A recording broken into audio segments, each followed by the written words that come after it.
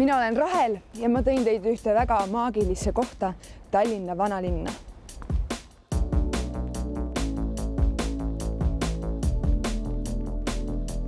Juba lapsest saati olen ma selline rahutu ja kogu aeg tahtnud kuhugi minna ja midagi teha. Niisiis ma väiksena ütlesin emale tihti, et lähme kuhugi, lähme kas või vanalinna. Mu palvetele vastati ja siin olen ma saanud väga palju aega veeta VHK-s gümnaasiumis käies, nüüd juba teisel ringil Otsa koolis, kus ma õpin muusikaproduktsiooni ja üleüldse on tore siin keskajas vahepeal jalutamas käia, eriti sellise maagilise ilmaga. Laulu ja tantsuga olen ma tegelenud juba maast madalast, aga oli üks asi, milleni ma ise teed ei osanud leida. Selleks oli näitlemine, aga õnneks leidis näitlemine ise tee minuni läbi selle maja siin.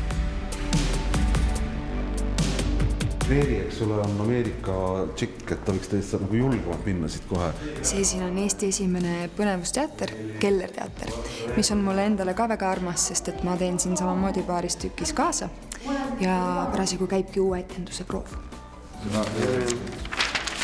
Alfie, ma oleks hädasti raha vaja.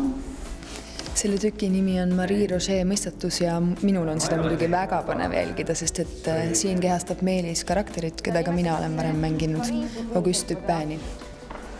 Ja mida te minust soovite, Reili Meeri? Nii, siit tuleb siis selline sõbralik nõuannete jagamine ja rolli üleandmine Meelisele. Rahel, ma tahaks sinult nõu küsida.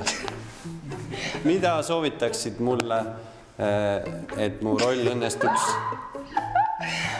Võta niimoodi vabalt, lase niimoodi vabaks õlast ja usalda ennast, sest et Dupin on ju kõige targem inimene ruumis ja ole kohal ja naudi.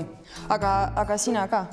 Võta vabalt, lased ennast õlast, õlgedest vabaks ja ära muretse, sa oled kõige targem inimene saalis.